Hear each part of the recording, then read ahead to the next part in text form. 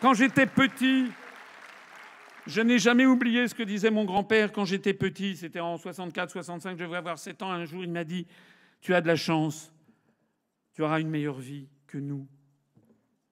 Est-ce qu'il y a beaucoup de grands-pères aujourd'hui qui disent à son petit-fils ou à sa petite-fille « Tu as de la chance, tu auras une meilleure vie que nous ». Eh bien, moi, je me bats pour pouvoir dire, quand j'aurai des petits-enfants, « Tu as de la chance, tu auras une meilleure vie que nous ».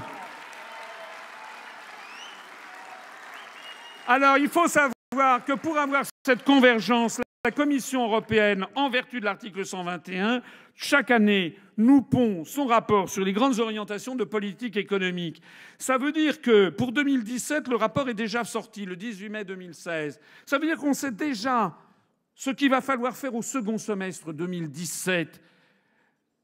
C'est-à-dire que le prochain président de la République et le prochain gouvernement, que cela vous plaise ou pas, quelles que soient les promesses qu'ils auront pu vous faire, seront obligés de mettre en œuvre ce programme, à la seule exception d'un seul candidat, moi, parce que moi, dès que je suis installé, je commence à sortir de ce beans.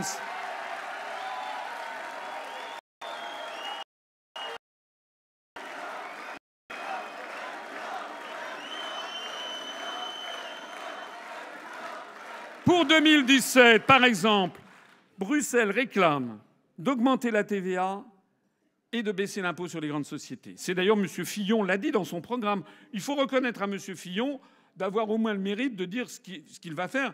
Il ment parce qu'il ne dit pas que c'est pas lui qui y a pensé, que c'est une instruction de Bruxelles, mais au moins il dit ce qu'il va faire. C'est un peu moins pire, si j'ose dire, que M. Hollande, vous vous rappelez, en 2012, qui avait dit « Il y a un adversaire. Vous ne le verrez jamais. Vous ne le verrez jamais. Il ne participe pas aux élections.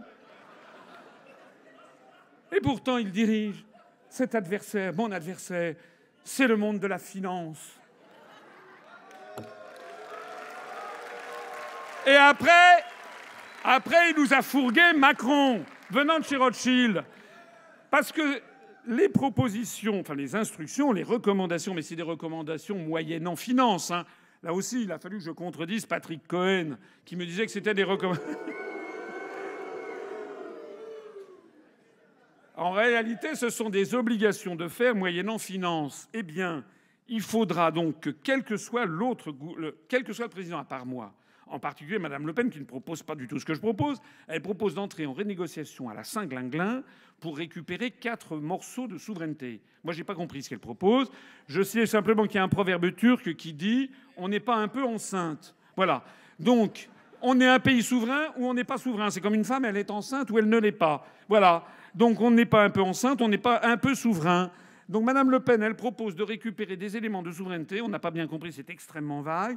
Aux dernières nouvelles, elle envisage peut-être de sortir de l'euro après les élections italiennes. Ça nous remet en 2018, plus les 2 ans de négociation, tout ça nous remet en 2020. Finalement, elle va nous proposer un truc qui se situera en 2037. C'est-à-dire quand ça sera sa petite-fille ou le gendre de la petite-fille, Le Pen, enfin la SARL, quoi, qui sera candidat. Est-ce que vous vous rendez compte de ce que ça veut dire ? Baisser l'impôt sur les sociétés et augmenter la TVA.